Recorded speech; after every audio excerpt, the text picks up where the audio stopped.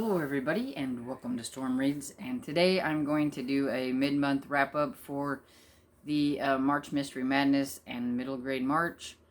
Since I'm doing both of them, I thought it would be easier if I just came in and did a mid-month wrap-up and then one at the end so that I don't have as many books to talk about. I'm horrible at remembering stuff about books whenever I try to talk about it, and then it seems like every time I get on the camera, all of a sudden I can't remember anything anyway. So I'm just going to go through and show you what I've read and say a few things about them. And so I'm going to first talk about Framed by James Ponte. I listened to this one. It was probably the first book that I listened to. And this one wasn't even on my TBR. You'll find that there are a few books on here that weren't on my TBR, but that's kind of how I roll. And this one is the first in a Toast mystery. And Toast is supposed to stand for, if I can remember correctly, the theory of all small things. And it's about a boy named Florian who is just really good at noticing the small things. And because of that, he sees things that other people don't see. And so therefore he's really good at solving mysteries. And he moves to a new town where he meets Margaret, who lives a few doors down. And whenever he tells her about, his toast thing, she wants to get in on it too. And so he teaches her how to do that. And then they end up helping the FBI with an art heist and some other things, and end up getting themselves into a little bit of trouble along the way. But it was a really cute middle grade mystery, and I think young readers would find it fun to read. The next book that I listened to was The Land of Stories, The Wishing Spell, and it's by Chris Colfer, and this one was narrated by the author. I don't normally care for books narrated by the author, but she actually did a pretty good job on hers, so I was impressed with that. And this one is about two siblings who end up getting sucked into a storybook that their grandma gave them, and they find out a lot of all the storybook characters that they've always read about are actually people that are in the kind of a real world in the storybook. And to get back home, they have to find the wishing spell. And they have to collect all these things like a Cinderella slipper, a piece of bark off of Red Riding Hood's basket, a lock of Rapunzel's hair, things like that.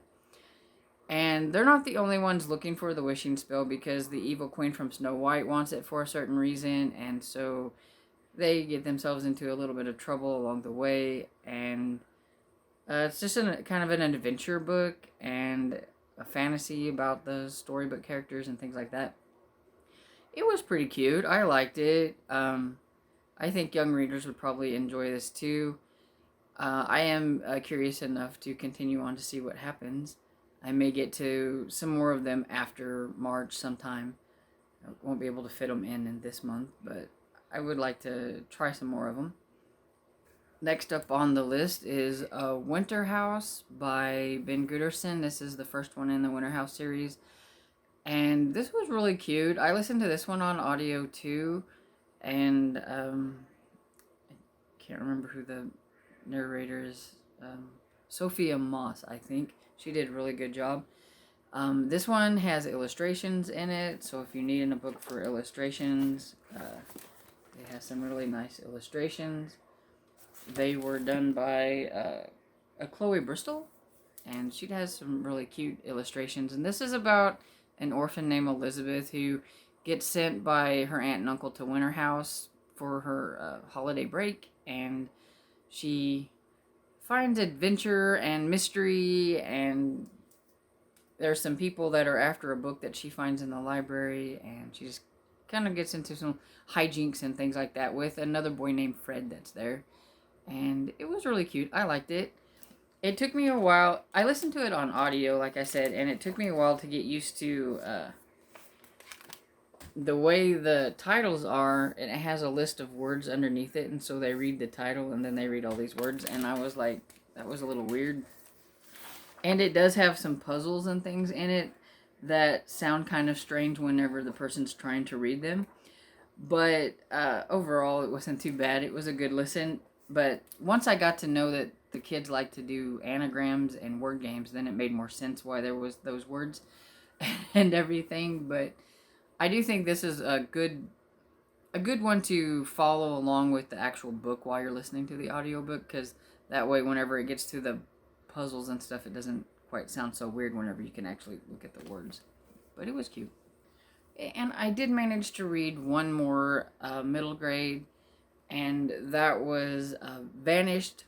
It's book 2 in the Toast series by James Ponti.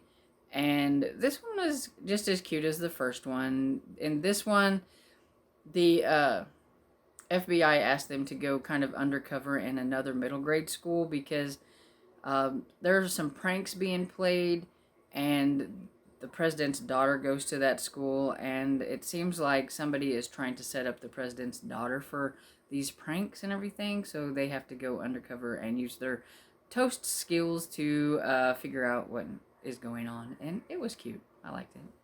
And I believe that was all of the middle grade books that I've read so far this month, and so now I'm going to go on to like the mysteries that I've read. And with that, I've listened to Telephone Line by Julie Mulhern. This is the I believe the 9th book in the Country Club Mystery Series. It's set in the 70s, which is really fun. I really like the 70s setting. And this one is read by, I forget, Callie Bollier, I think is how you say her name. I'm not really sure. She's really good with this. I love her narrations. She does a lot of mystery, cozy mysteries and stuff like that. But this one has Ellison, and she gets involved in some trying to solve some mysteries and some murder whenever she gets stuck in a room when she was at yoga class with a friend, and the yoga instructor locked them in there to let somebody in to look for some things, and then she ends up dead, and then that kind of sets off a few other deaths and everything, and Ellison's got to try to figure out what's going on. Even though her boyfriend, who is a detective, Anarchy Jones, doesn't like it when she gets involved in things, he also knows that she's really good at getting people to talk that might not talk to him. And so it was really good. I liked it. I can't wait to get to the next one in the series, which is called Staying Alive, and then I will be caught up on the series. Another mystery that I kind of listened to and then followed along in the book until I had to take it back to the library. But that was Murder on the Links by Agatha Christie. It's a Hercule Poirot series, number 2. And this one was really good. This one has Poirot gets a letter from a friend wanting him to come. He needs to talk to him about some things. When he gets there, that friend is dead, and so he has to try to figure out what exactly happened. The inspector that's over the murder doesn't really like Poirot, and so he's trying to outwit Poirot, but you know who's going to win that one. And, you know, I like Poirot. He's pretty cool. I didn't think I would like him, but I think it's mainly I just don't like how he's portrayed on TV. It kind of drives me crazy, but reading about him is not quite as bad as the TV adaptation of him anyway, in my opinion. But yeah, I really like this, and I can't wait to continue on with this series and read some more Agatha Christie. It seems like this has been an audio month for me because I've listened to pretty much everything. But this one was Let the Dead Keep Their Secrets by Rosemary Simpson, and this is number 3 in the Gilded Age mystery series, and I enjoy this one. This is about Prue and Jeffrey. They run kind of a private investigation. In the very first one, when they meet, Prue had just her fiance had been killed, and she finds out that it wasn't because of the blizzard out there. Somebody actually murdered him, and she decides to try to figure out who done it. And Jeffrey was a friend of her fiance's, and so he wants to help, and he tries to keep her out of trouble. And he used to be a Pinkerton, so he knows about investigating things, so he helps. And then they kind of formed their private investigating company.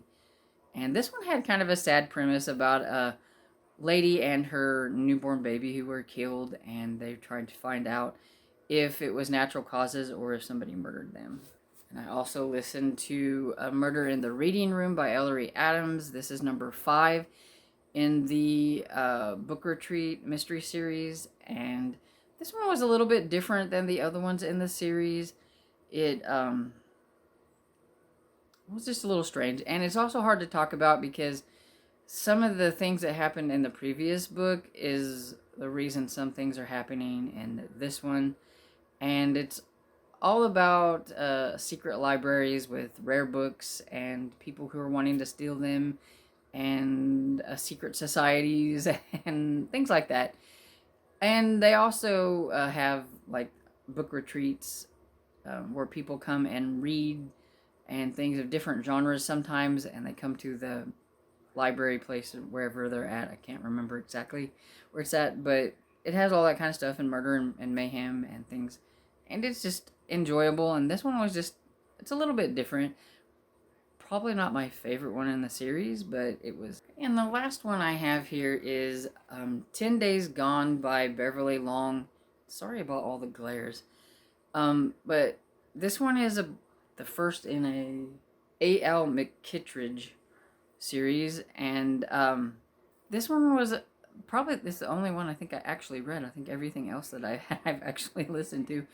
This one was an e-arc that I had that I needed to get to, and it's about there's been a woman that has been killed every 10 days for the last 40 days, and so they got 4 women dead, and they are trying to figure out who it is, and if they can't figure out at least who it is, who's the next victim, so they can try to protect the next victim.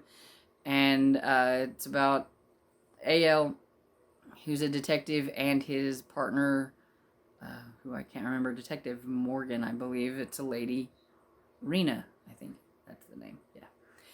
And it has a lot about what's going on in their actual everyday life, and then them trying to figure out what's going on. Like Rena is married, and she's trying to have a baby with her husband, and so there's a lot of drama kind of with dealing with that and how her husband is dealing with things and things like that. A.L. is not married, or he's divorced, and he has a teenage daughter, and he has to deal with a few teenage drama things along the way, but then they're trying to figure out in 10 days what they need to do to help save this person that's going to be killed next if they can't figure out who's doing it and who the next person is. And it was really good. It read really fast. It was fast paced. I really enjoyed it. I think the only thing was it seemed to drag a little bit towards the end. Either that or it was just me and I was just wanting to get it finished so I could find out who the killer was. I don't know, but overall it was really good and I liked it, and I would recommend it for people. So that's everything that I have read so far in March, which I think I'm doing fairly well. I have read a few things that I don't count for middle grade March, and I'll include those in like the end wrap up or something.